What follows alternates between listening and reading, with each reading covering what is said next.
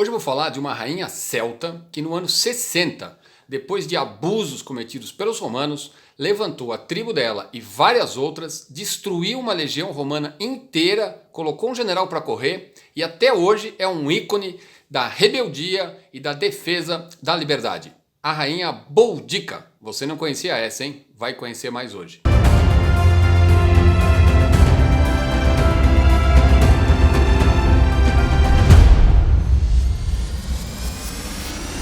Aos 18 anos, Boudica casou-se com o rei Pratissagas, da tribo dos Iceni, uma tribo celta que ocupava o que hoje mais ou menos seria a região de Norfolk, na East Anglia da Inglaterra. No começo dos anos 40, os romanos conquistaram todo o sul da Inglaterra e até o ano 43 tinham submetido praticamente todas as tribos celtas.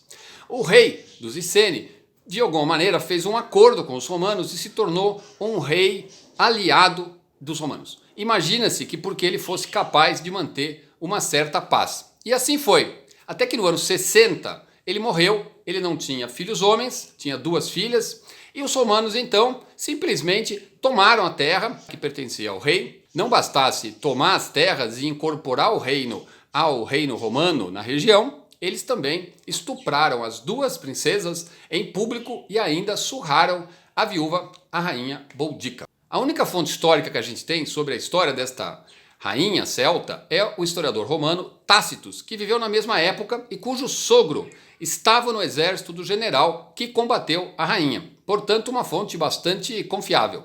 E ele escreve que depois dessa humilhação toda, a rainha Boudica chamou seus súditos e várias outras tribos e gritou que os romanos eram arrogantes e cruéis, não respeitavam nada que era sagrado, estupravam as filhas deles e que a batalha era a única possibilidade. Morrer ou vencer era o que ela, uma mulher, iria fazer.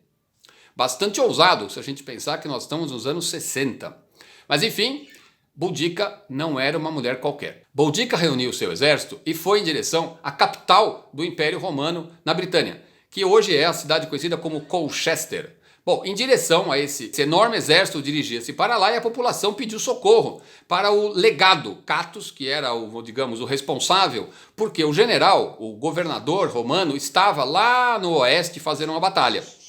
Ele então manda 200 soldados, que são rapidamente massacrados.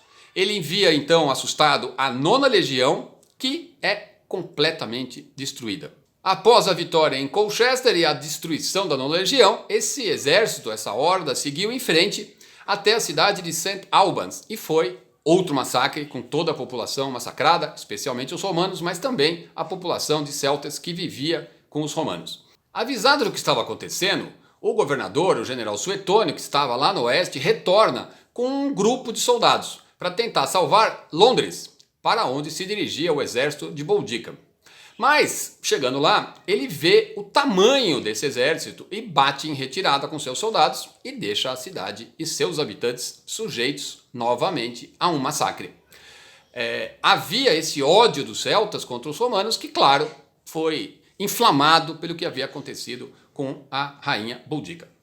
Suetônio, então, volta para onde está a sua legião e decide levá-la para fazer batalha aos celtas no lugar que o favorecesse, pois o número de soldados romanos era menor do que o exército da Boudica. De outro lado, era um exército profissional, muito melhor equipado, melhor armado e melhor treinado. Ele escolhe um lugar que não é muito largo, quase que um funil, que faz com que a vantagem numérica não seja tão diferente, e então acontece o confronto. Não existe certeza absoluta do local onde foi essa grande batalha, mas ela ficou conhecida como a Batalha de Watling Street.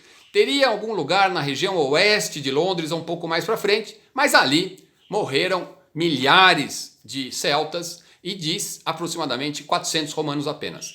A rainha Boudica foge com suas duas filhas, mas não vai muito longe e acaba se suicidando, pois sabia que não havia mais nada que ela pudesse fazer e ela não queria de forma nenhuma cair na mão dos romanos. O general Suetônio então estabelece medidas terríveis contra os celtas, fica uma situação muito difícil e ele acaba substituído pelo imperador por outro governador, Petronius, que vai ter uma política muito mais diplomática e consegue acalmar a região e estabelecer alianças com alguns dos comandantes celtas que haviam sobrevivido.